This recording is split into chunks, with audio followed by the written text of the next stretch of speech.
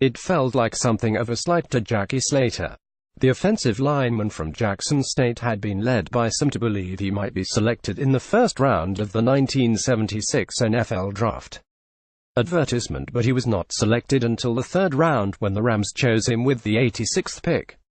"I was very excited about it," Slater said, "but I adopted the mentality of having a chip on my shoulder, relative to wanting to show people I should have been picked higher." Slater played his entire 20-year career with the Rams and was voted into the Pro Football Hall of Fame. He is not the only third-round pick with a bronze bust in Canton, Ohio. Joe Montana, Dan Fouts, Terrell Owens, Jason Taylor, Mel Blount and Art Shell are among other Hall of Famers who were third-round picks. Current stars chosen in the third round include Seattle Seahawks quarterback Russell Wilson and Dallas Cowboys tight end Jason Witten.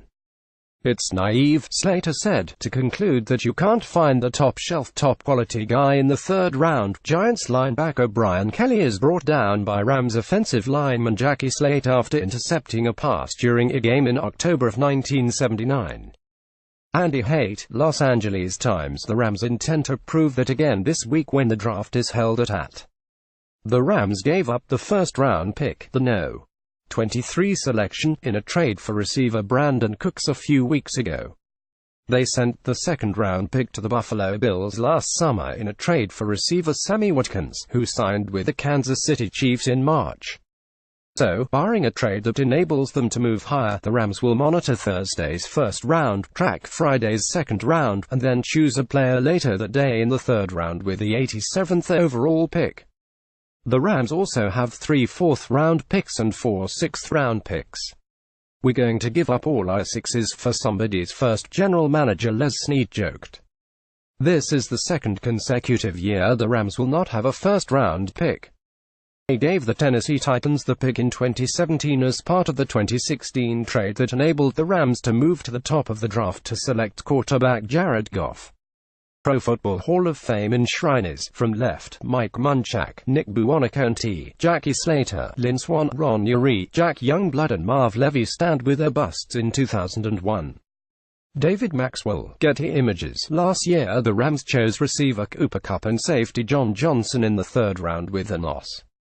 69 and 91 picks, respectively.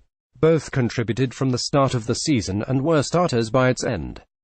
The Rams did not have a third-round pick in 2016, another byproduct of the Goff trade. The year before, they selected offensive lineman Hamon Brown in the third round with the 72nd pick. Brown started 16 games at right guard last season.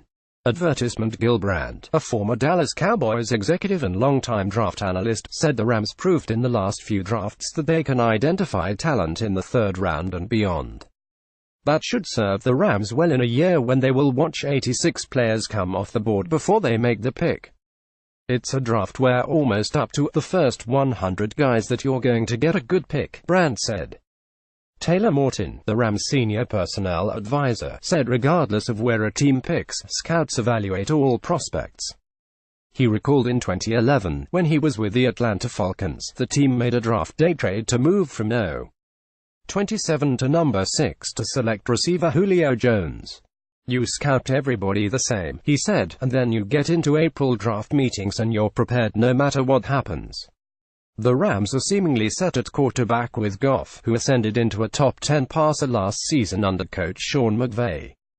But Rams scouts watched and turned in reports on USC's Sam Darnold, UCLA's Josh Rosen and other quarterbacks in this year's class. "In 4 or 5 years, we can use that information," Morton said, "particularly with the background and character in terms of free agency. Without a first-round pick last year, the scouting department was eager for an opportunity to contribute input this year to get the first round right," said Brad Holmes, the Rams' director of college scouting. At the end of the season, the Rams' most pressing draft need appeared to be cornerback.